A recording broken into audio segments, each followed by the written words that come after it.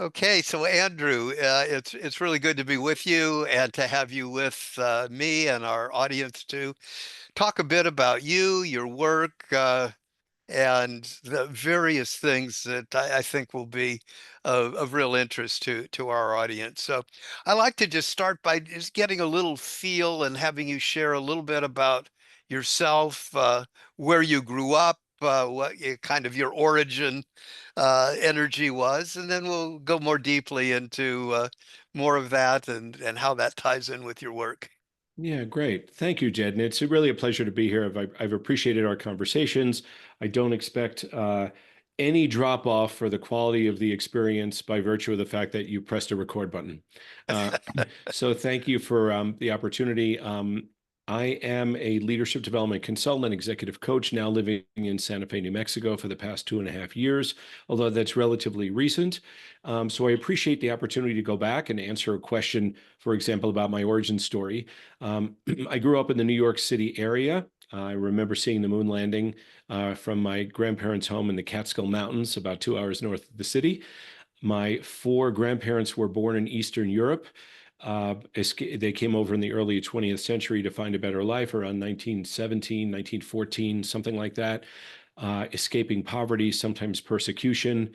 As I thought back about this, I really realized and remembered that one set of grandparents really fondly remembered their village back in Hungary.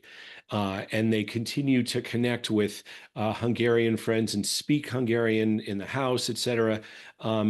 And they miss that. That was really part of their identity. Whereas my other set of grandparents who came from Poland, uh, well, in the words of my dad, they spent a lifetime trying to forget Poland.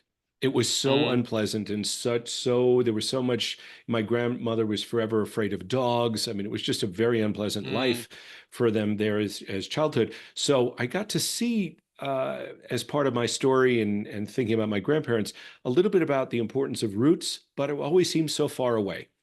mm. And maybe that's helped shape a little bit of my focus towards finding my roots and finding my people and finding my tribe, if you will. Yeah. I was a middle child, still am a middle child. Thank God, both of my siblings are still with me. Raised primarily in a suburban home outside New York. My parents were very eager to move out of the city to the quote unquote good schools, have a driveway, get out of a big apartment building living in New York City. And that was wonderful. And of course, as was my responsibility, I couldn't wait to get out of there. The place that they were so eager to present and share with us as kids, I couldn't wait to leave. It just never fit for me to be in the suburbs like that. Interesting. Well, as you're talking, I realize that we have quite a bit in common. I was born in New York City, and my kind of grandparents, my people came from Eastern Europe, Mm, both sides of my family, my father's and my mother's. And our people came from a small town in Romania. I found out through some of the family history and escaped mm, from some of the challenges of, for me, Jewish life growing up in or them, my ancestors growing up in Eastern Europe, and came to the United States. Ours in the 1880s, so mm, similar kind mm. of arrival. So I'm interested from taking off from where you left off in terms of the work that you started doing. You mentioned kind of your business work and some of the consulting that you've done. Do you have a sense of how some of your early life or what you got from your parents, wherever it came from, was instrumental in some of what you were guided towards or what you chose in the work that you began doing in the business world? I think so, yes. And interestingly, so it guided me towards my first career, which was as a lawyer. So, as I mentioned, couldn't wait to get out of Long Island. I went to college in Boston, went to move to LA just because I could. I had some relatives who welcomed me there, and I loved being there after 4 winters in Boston. God knows, LA was just like, wow. And of course, growing up in New York, LA is like Shangri-La. You just dream of it, forever, at least until you live there for a while. But my parents were very, very different one from the other. One is the quintessential pursuer, one's the quintessential withdrawer. One is the wave, one is the island. And I recognized these style differences, and I thought, does every family have this sort of, I don't want to call it dysfunction because I didn't want to judge it, but just to recognize how hard it seemed. And I was a sensitive boy. I'm still a sensitive man. And I recognized at a young age how important it was for me to find peace somewhere, somehow. It was a little bit hard to find sometimes in my house growing up. Not that there was violence or anything horrible going on. I want to be clear about that, but it was just because of my sensitivity and what I was seeing. It all seemed like there was a whole lot of unrest and tumult and chaos. Mm, And that those dynamics significantly impacted me. And like I said, I'm a middle child. I'm sort of a professional middle child, mediator, listener, bridge builder. And so my father was a lawyer, went to law school at night when he wasn't an accountant for the city of New York. My uncle and godfather was a lawyer. There were lawyers in my family. I really thought that's what I wanted to do. I was guided that way. And and so that's what I did. I went to law school and practiced law, went to work for a litigation firm. And after about 7 years of practice, I realized, well, after probably about 5 years of practice, I realized I did not want to spend the rest of my professional career doing this work, billing hours for a living. I was really working with issues more than I was working with people. And I was, as a litigator, the litigation system in this country, particularly perhaps in the Wild West world of litigation in California, where really anything goes, it kind of, if you know the parable of the two wolves, Jed, which I'm sure you do, the litigation system sort of was feeding the wolf that I didn't necessarily want to feed. The win yeah. first, very competitive. And I could go there. I could be crafty. I could enjoy sometimes the process of winning and what advantage could I get on the other side. But it wasn't necessarily something I wanted to feed. It was also real stressful. And I also came to realize over time that there were other things that I could do. And I was fortunate that I had the opportunity to. I'm thinking about a phrase that Adam Grant uses that he calls identity foreclosure, and how Mm, unfortunate it is that we make decisions, particularly as young people, that this is who we are, or this is what we'll do. And too often we don't revisit them. And we're reluctant to revisit them, perhaps because of pressures, or we're married and our partner doesn't want us to, or whatever it might be, both as men as and women, and we don't look at it again. And I was fortunate because after about 5 years of practice, I went back to school, in this wonderful, wonderful program, a master's program in spiritual psychology at the University of Santa Monica. And through the course of that program, I began to look at what else could I be doing. I began to do some research. I had a project, major project in the course of that program, exploring a career in consulting, and found out that there's other things that I could be doing, which is ultimately what helped me pivot a few years later into doing business consulting work and out of the law entirely. mm. So it's sort of like my upbringing guided me towards my first career, my experience and my felt experience as a child guided me more towards my second career, which is what I'm doing now for the last 28 years or so. Interesting. Hmm. Again, interesting similarities that I'm hearing in your story and mine. I came from New York, also to Los Angeles. My parents came when I was young. I was just a year old and grew up Wow. in Southern California and Los Angeles area, and two different kind of parents. And my parents was you need to get educated in a way they never had been. Hmm. And so given their kind of guidance push, I studied hard, went to college and eventually medical school. And my Hmm. idea was I wanted to be a doctor and in some way in the back of my mind to help my father, who when I was Hmm. 5 years old had they called a nervous breakdown and ended up taking an overdose of sleeping pills. And luckily he didn't die, but he ended up in a mental hospital. And I Mm. really grew up wondering what happened to my father, when it would happen to me, because I felt, I was kind of You were destined. you were And next. yeah, and wondered what could I do to keep it from happening, not only to myself, but for other people. And so I actually went to medical school and started out in that profession. But early on, I was very clear to me that that was not similar to your two Mm, wolves, mm, that mm, in in medical school at that time, it was kind of a make money, be successful, climb the ladder kind of thing. And it wasn't very sensitive to the soul mm. that I had. And so I got out of that, got into social work, and got really involved with people, and eventually my work with men and men's health. And so I was interested. I know you, have gotten interested over the years in working more with men. Obviously, all of what you described previously have men in it, but it sounds like there was a certain point where you started having a particular interest in men and men's work. And maybe you could talk a little bit about that part of your work and how that evolved. Yeah, thank you. When I think back about that, sort of like how did I, what drove me to that? What was the journey with respect to men's work, et cetera? And this is, as I think about this, this is a great example of, for me, like in some parts of my life, I really consider myself a seeker.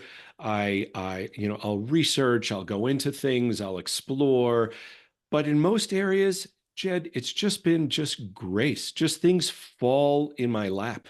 Um, and I hope I'm not oversimplifying and missing the glaring, messages that be subject of another call between the two of us. But it just sort of found me, and it found me, I think, initially because I have a friend who was working at the time at Psychology Today in New York City, and one of the contributing writers was a guy named Sam Cohn, and Sam had recently written a book called Fire in the Belly that this dear friend of mine gave me, and it's not as though he was deep into men's work; he just enjoyed it, and I think that was my first entree into it. I'm not really sure. And then it was later, as I mentioned, in this University of Santa Monica program when I which I'm happy to talk about, but a classmate of mine there used to come every weekend.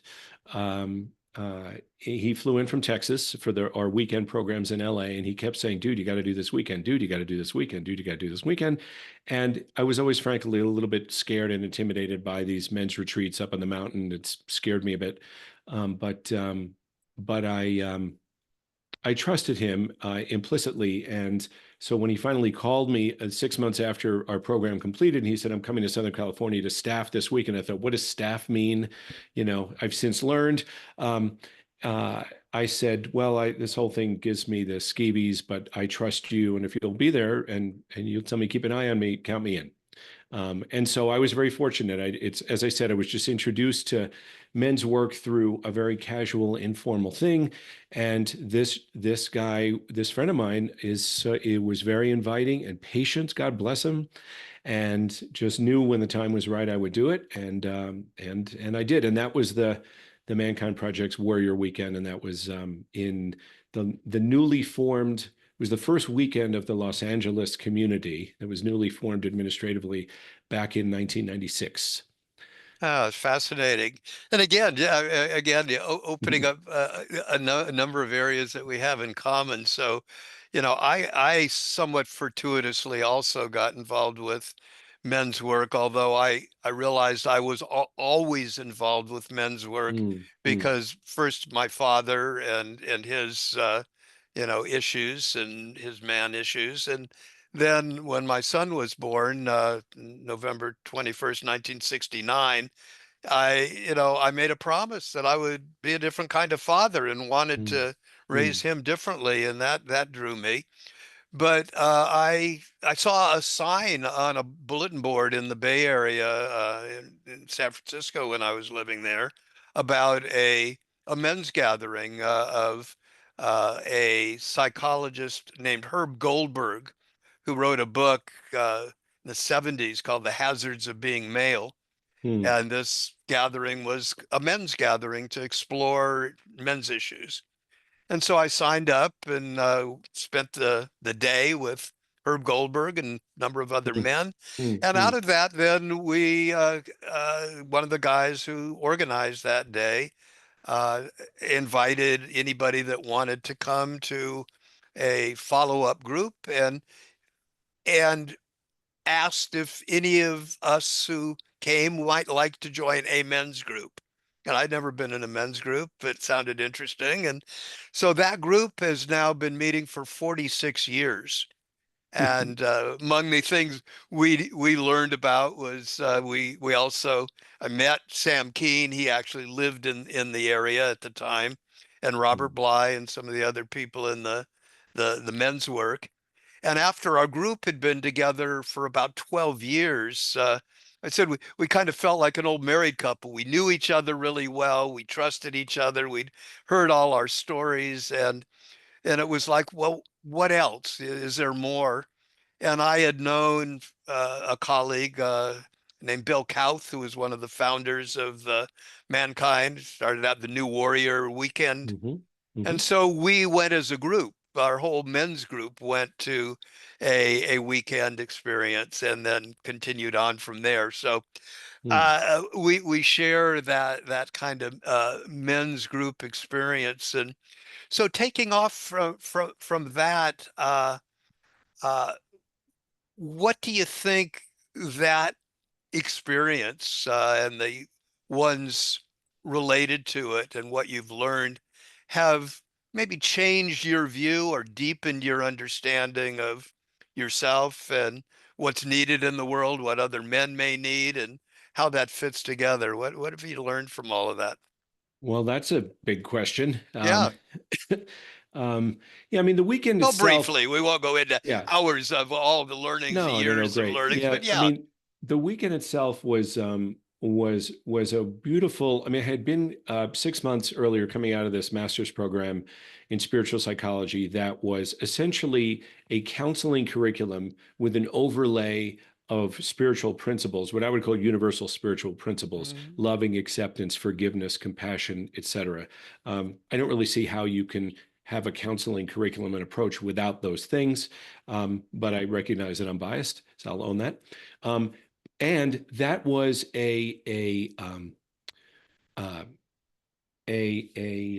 an extremely feminine energy field. mm, Beautiful, healing, wonderful in terms of learning skills, but also in terms of personal healing and growth and community building, and very feminine energy. So the Warrior Weekend was this delightful counterbalance. right. And I felt like after this weekend, I felt like, great, I've got, I feel more balanced. I Yeah. can sort of Yeah. hold the barbell evenly as a result of this. And so there was, it confronted my comfort zone. Certainly, it confronted my beliefs about myself, about other men, about what I could say in front of other men, about could I even be in the room with these other people? This is just too weird. Is somebody going to be aggressive because that's what men do? Um, it helped me sort of identify this fierce part of me that I had never really given voice to, at least, Yeah. or wanted to give voice to, and I was certainly super grateful for that. And and so more recently, and there's a whole lot of some other things we could even talk about with this, but more recently it's so when the USM program helped me pivot and move into the world of consulting a few years later, ultimately I made the move. Um, the first consulting engagement I did was doing workshops on gender around the country for Deloitte and their National Women's Initiative. And we were Mm, having real conversations about what is it to be a man and a woman in this culture. So it was mm, fascinating for me. So I was coming out of this very quote unquote professional legal environment. And now I have this personal experience with gender and men's work and my own maleness and what does that mean. And I'm invited to co-lead sessions with a more experienced woman and myself in front of a room where we're splitting the men and women out to different rooms. We're talking real conversations. What are the disadvantages and challenges of being a woman in this environment? What are the challenges and disadvantages of being a man in this climate? This is in the late 90s. The mm, firm was operating out of a sense of what I might call enlightened self-interest, because they recognized that if they could be an employer of choice and have a desirable culture, and has a positive reputation of their culture, people will come work there, Hmm. which is what happened. And on the list of top companies to work for, they started to appear in the top 10, and their competitors weren't even in the top 100. And they attributed a lot of this to their cultural changes. And the workshop that I was helping to lead was part of that. So all of a sudden it was, wait a minute, now we're talking about gender in the workplace. And it felt like it had very real and material business impact. And I loved being in that space. I thought for sure, oh, I'm going to make a career out of doing this. Didn't work out that way. But I still feel honestly that gender is such a big gender. I mean, of all the cultural differences we have in this country and world, gender may be the biggest because men and women are raised in different cultures. Right. And we have to work that out. We bring that to our relationships, our loving primary relationships, our parenting. I have a son, I don't have a daughter, so I can't speak to that experience. Do you have a daughter, Jed, or just I have daughters and sons. I have two okay? daughters and four sons. Oh, thank you. I apologize. I wasn't remembering your whole Yeah, constellation I at know the it's a moment. big one. Um, and what I realized is how important it is to have real conversations. For me, I was always drawn to working with people in the business world. I never could do clinical work as a therapist. I don't have the stomach for it. I'm a certified coach and I've been coaching for 20 years. I don't coach people necessarily very often with life transitions, et cetera. I much more work with people in leadership roles. That's my space. I love to meet people where they're wrestling with a gnarly business issue that invariably is impacted by something inside of them and something off very often, mostly often between them and other people. So the intrapersonal and interpersonal. But I love that getting into that space in the business world. But all of a sudden, I'm in top tier partners in this major consulting firm talking about gender. And I was so pleased to be able to talk about gender differences, talk about real issues. And I still do some of that work now. It's not, of course, in this climate now with what's happening with DEI, it's a whole other, Yeah, I want to use words, but I don't want to be explicit on your recording. But it's, it's a very important area of work still to be done. And I'm grateful that it is still being done in many business environments because it's just so important to help us work better together. totally, totally agree with you on that. And I had an experience about the same time I was starting to do men's work. I met a guy in San Francisco named Chip Conley, and he had just started a boutique hotel in San Francisco that he hoped would be a different kind of hotel and one that would be, more suitable for his family and other people to stay Mm. at that was not available. And from there, he built a number of other hotels, became a boutique hotelier. And I had started men's groups at his first hotel, the Phoenix Hotel in San Oh, cool. Francisco, did a number of men's retreat programs. And as I think you know, Chip went on to do a number of other careers after becoming very, very well known in the hotelier business. He was contacted by a few young people that were starting a new concept that eventually became Airbnb, and he was brought on as a mentor and helped grow that business. And then more recently, he went on to form a number of retreat centers, one in Baja and one in Santa Fe, Modern Elder Academy. And that's where I learned about Kelly Wendorf and the work that she was doing. And I interviewed her a number of times ago. And Mm. I know you have a connection with her, which I want to, talk to you a little bit about. But I really recognized that in this whole area of gender and men and women, this is really kind of primal in terms of the human experience and animal experience before human experience. So I'd like you to kind of bridge to your connection with Kelly and Equus and the center, you can talk a little bit more about what that is and how you connected with Kelly and the work that she's doing, and now, some of the work that you and she are doing together. Yeah, it's really been quite a journey. Talk about an example of grace and how things just sort of fell in for me. Um, I sometimes think that I've had the good fortune to just not question the good things that have happened to me in my life, um, and just to accept them and receive them, which is not to say that everything's always been, peachy, but it's anyway. I met Kelly in 2014, I think it was. And Kelly, I was part of a North America team of consultants, part of a global consulting firm based in Argentina. And the North America team had an offsite in Santa Fe for just 3 days. At the time, I was already back in Philadelphia, and I came out and we stayed at the Bishop's Lodge Resort, which is still here and has just been redone. It's a beautiful facility.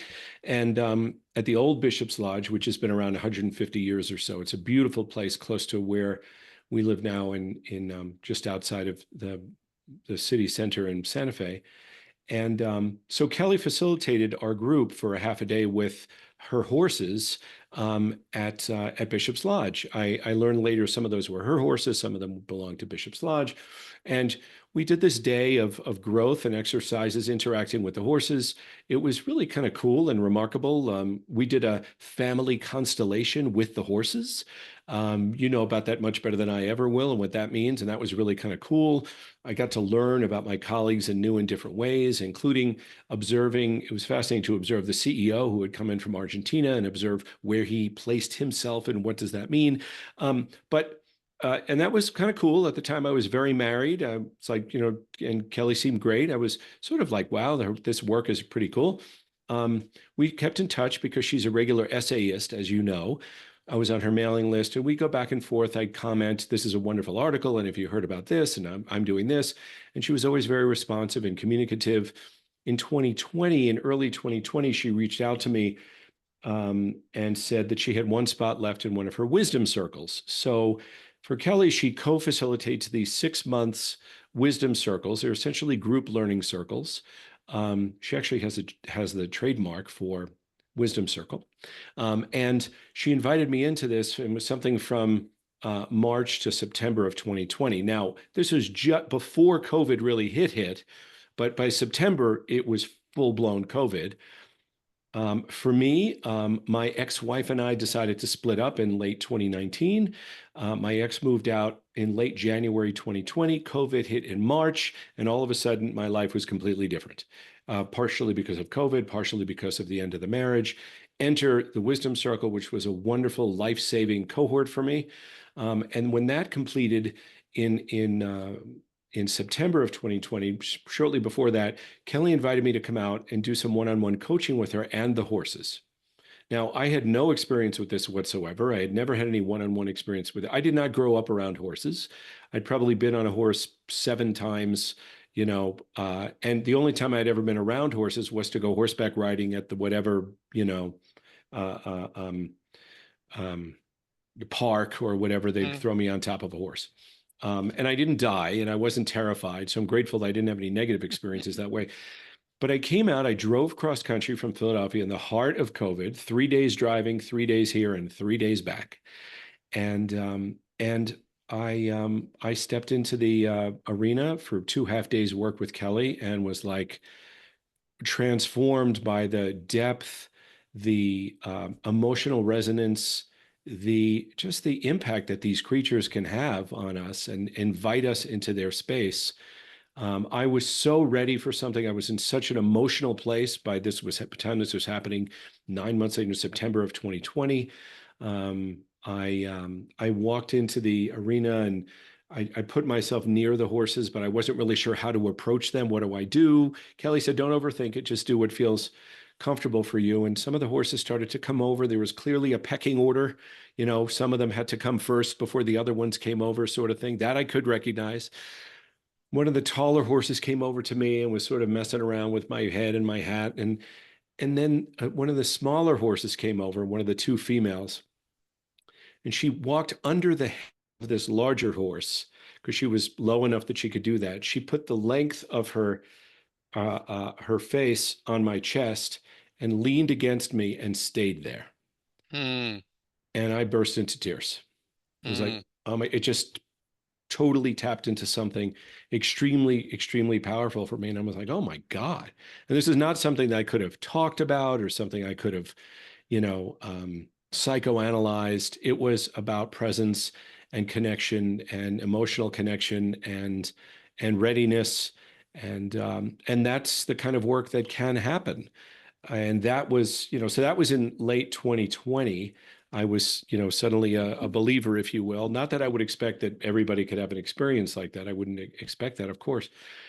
And so the following year, I came out in the fall of 2021.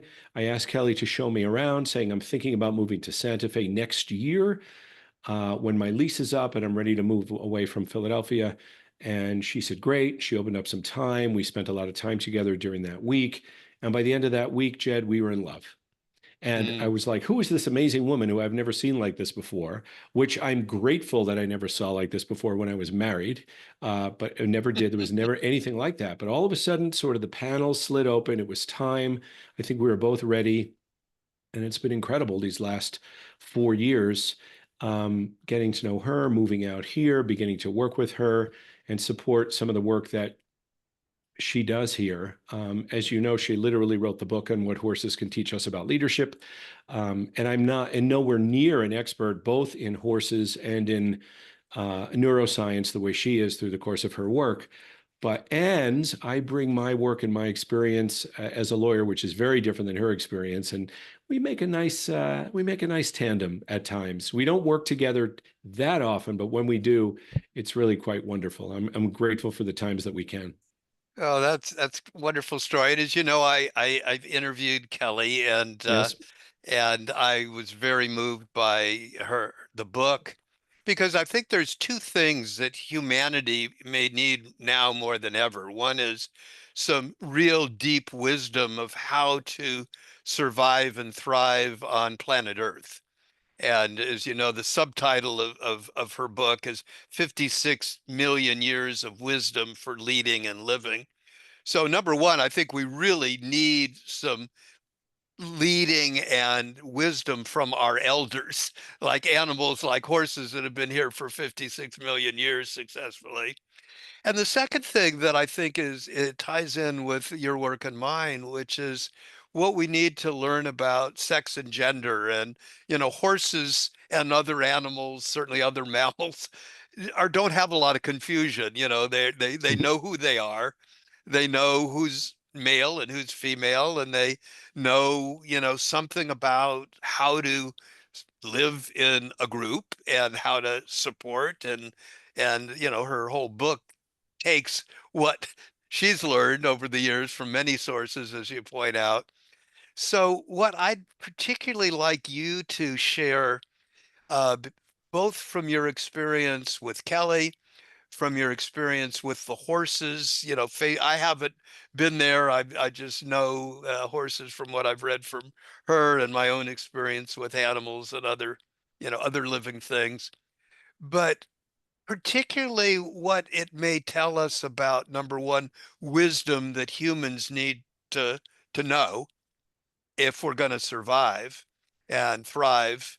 And secondly, what it can teach us, particularly men, about what we as men need to know. Because I think in some ways, men are both the canaries in the coal mine, with showing us what is not working as examples in men's lives, everything from suicide to violence to wars to our our political situation as we're Mm. living it now in our country.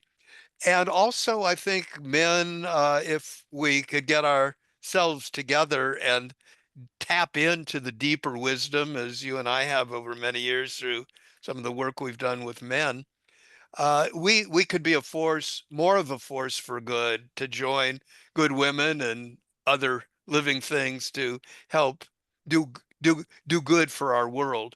So Mm. what may, when you kind of reflect on your work with Kelly, your work with the horses, and your work with men and yourself as a man, What do we have to learn? What can we take from this? Another big conversation. So Yeah, when you come, give yourself at least a few days, Jed, because we have a lot of talking to do. yeah, Um, yeah, I mean, I mean, at the outset, what horses remind us is that, well, first of all, they're 56 million year old species. To your point, they've adapted. They know how to survive. They know how to thrive. They know how to work together and live together. And they recognize, which we don't, or at least we don't demonstrate as human beings, this awareness that we are part of something bigger, right? We are part of the natural world. And we're also part of the spiritual world. It doesn't just need to be the three-dimensional world, right. but we're part of the natural world. And we need to be in service to that, not simply in service to ourselves. And that's something what we clearly haven't learned based on what's happening, not just in politics, but with the environment, et cetera, and with just the way societies treat each other, et cetera. It's, you know, Mother Nature will have her way. I mean, I remember George Carlin hysterically saying decades ago, the planet's not in trouble. We're in trouble. The planet's been through a lot worse. The planet will be here long after we're gone. Horses realize that they are part of a larger system and they cooperate with that system, which we don't. And I think the recognition that, or the false belief that we can control this environment, the environment that we live in, the planet, Mother Earth, ecology, et cetera, not to mention that we can control so much in our lives that was just impossible to control, leads us to put these impossible pressures on ourselves, both men and women, although I think it looks different. Like we can't control some of the most important things that happen in our lives. So to put that kind of pressure on ourselves is insane. But to say out loud, that we're going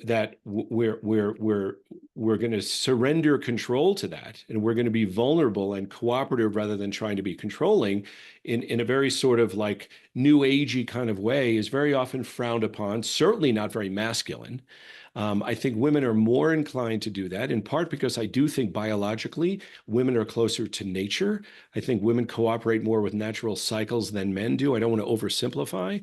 Mm, And because men are pulled out and thrown into jobs, and there isn't quite the emotional, well, forget quite, there's nowhere near the emotional readiness and availability for most men. We're just not taught that. So we have more work to do to undo some of the colonized thinking and cultural norms to be more present, to be more whole, to feel our feelings, if you will, which I do think helps us connect more with nature and therefore one of the key partners we have for our own survival. mm, So I think that's one piece that the horses teach us. And just the way men and women interact with the horses can often be very different.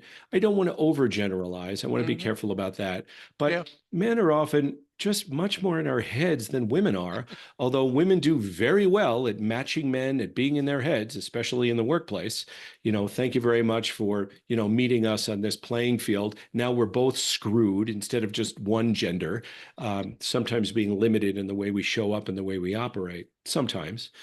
But women are typically, in my experience with the horses and otherwise, they're more willing to consider feelings and to consider the question about how they feel, to consider the question about legacy and family and things like that. Men are conditioned to build things. It's about the things. It's not about people. It's not about the relationships as much. Again, I'm oversimplifying. Yeah. But in terms of us having to overcome this conditioning, it can be really, really tough. I mean, men carry a lot of shame, and we're told to be vulnerable. We're told to be emotional. That's what we see. That's what this is what our current culture tells us to do, perhaps for the first time in history, at least as a cultural view. It doesn't mean that our family and our communities didn't teach that to us at some point, especially in ancient cultures where there were initiations, as you know, and practices like that that taught us that where we had role models and we had healthy initiation to ourselves and different dimensions of ourselves.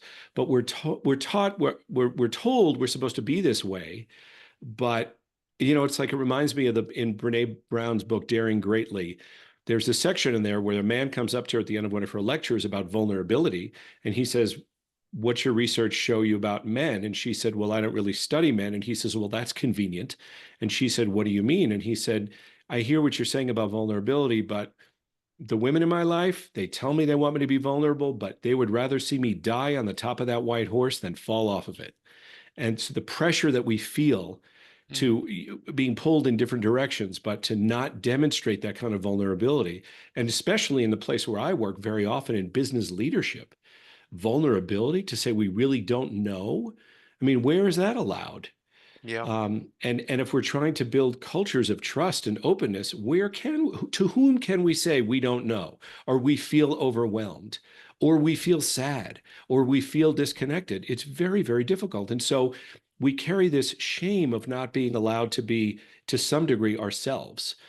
right. I think now women have their own challenges. I'm not going to say it's easier to be a woman than a man or anything. I'm not comparing, Yeah. but I'm contrasting, and they are different, and we have our own things to carry. We have very few healthy role models, very few healthy circles and communities that encourage us to be emotional and vulnerable and real.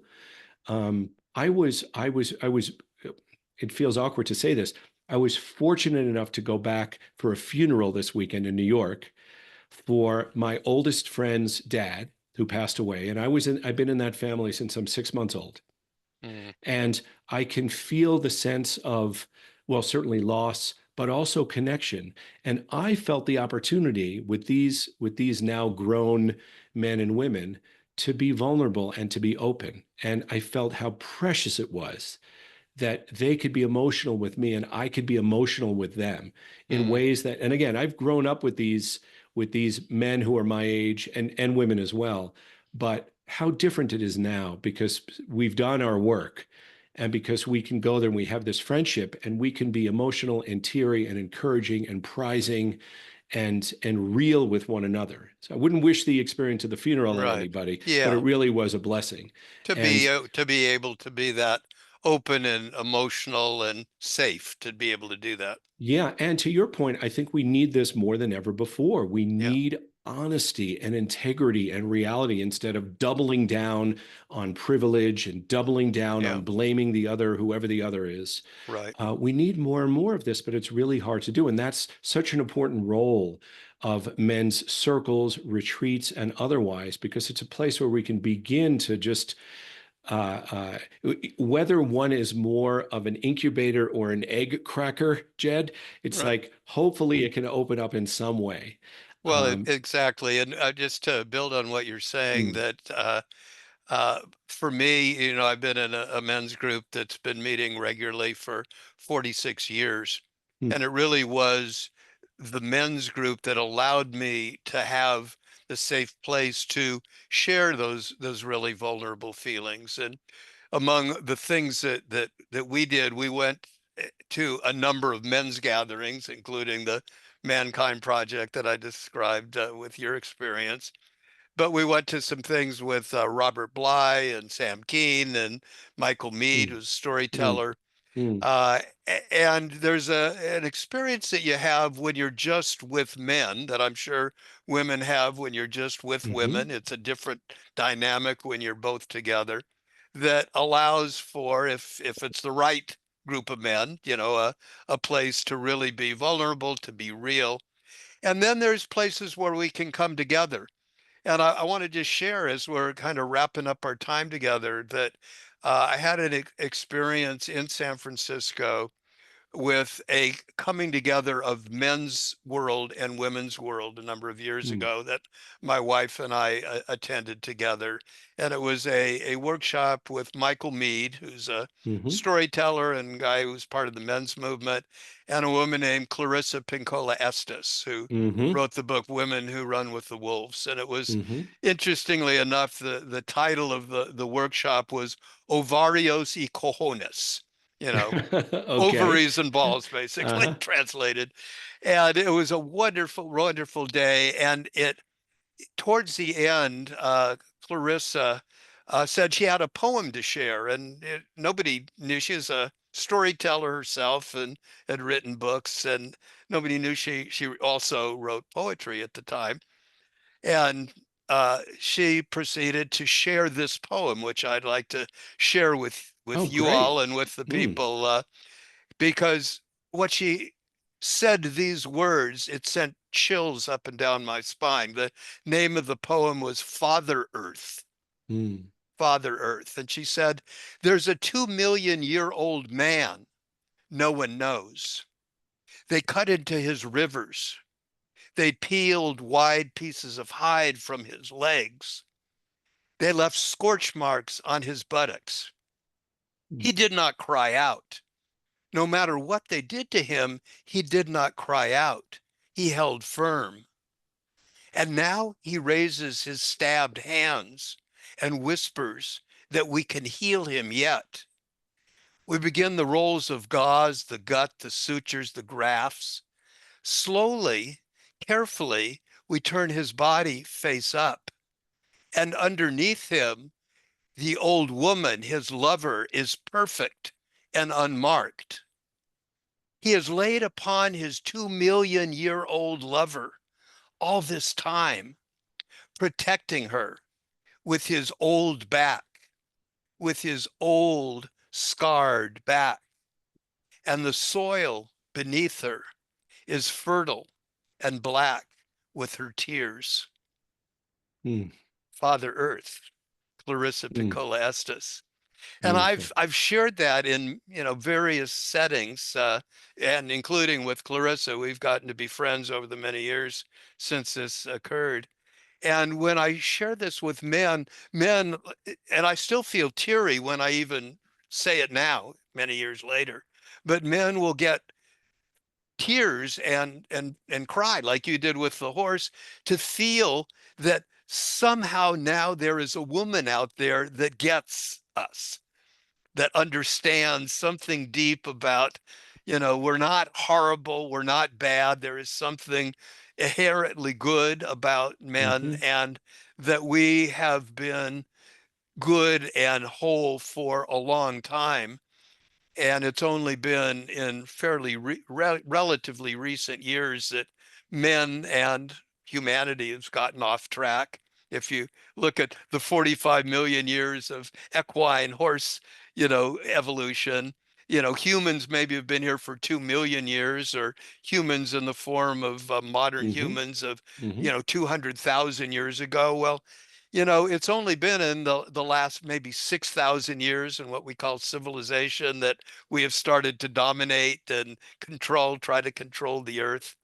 So we really have, I think, a shared heritage to return to, and that Mm. part of I think, the gifts that we are now looking at and you are experiencing in your life and the work that you do and what you and Kelly are doing and myself and my wife Carlin and the work that Mm. we're doing is a really coming together of male and female, of human and animal, and uh, connection to the trees and the other living things on the earth. So I just want to, kind of have you uh, first, if you had any comments to the poem, you're hearing it for the first time. And then I want to move towards finding out a little more about how people can connect with you later. But any just initial reactions to hearing that poem for the first time? You know, my experience with poems like that, and that's just an especially beautiful poem, is that what I really would love to do is just sit with it. Yeah, well, you Um, will. so no, I will, and that's what I would say. I Yeah, don't yeah, it's just so beautiful. yeah, And thank you for that. And that reminder and that reframe, and that notion of what is, like kind of like I hear that and I think I that awakens something that's within my history, yeah, even though I may never have named it that way. right, Um, exactly. so just beautiful. Thank you. That's my Yeah. reaction. Thank you. Good. Well, that's a great reaction. And so, um, if you could, share a bit about how people can connect with you, Hmm. and the work both that you're doing in your own work with men and consulting and many other things you're doing, and your work with Kelly, so people that are watching this can also hear where they can connect with you. Yeah, thank you. So my website is lighthouseteams.com. My company is called Lighthouse Consulting.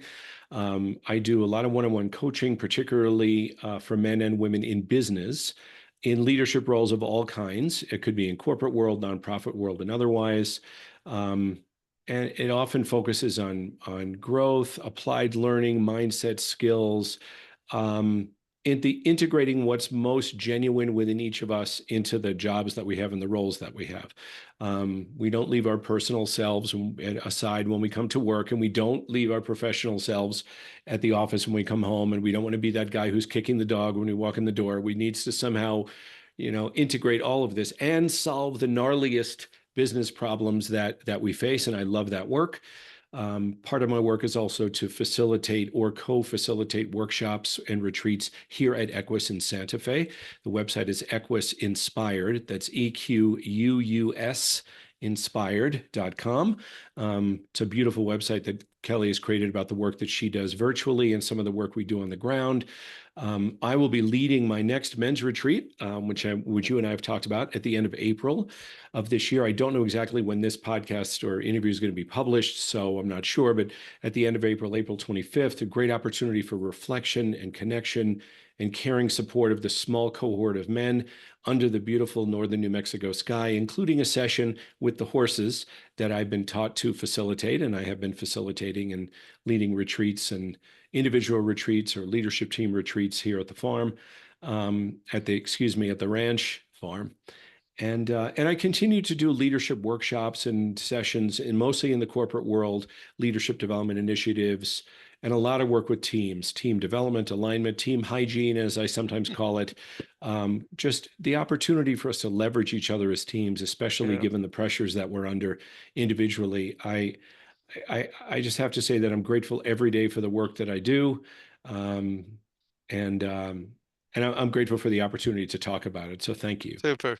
Well, thank you. As you said, and I agree. We have a lot to talk about, and Indeed. hopefully we will do more of this. But for now, we'll say goodbye and look forward to, getting this out in the world so people can build on what we've talked about today.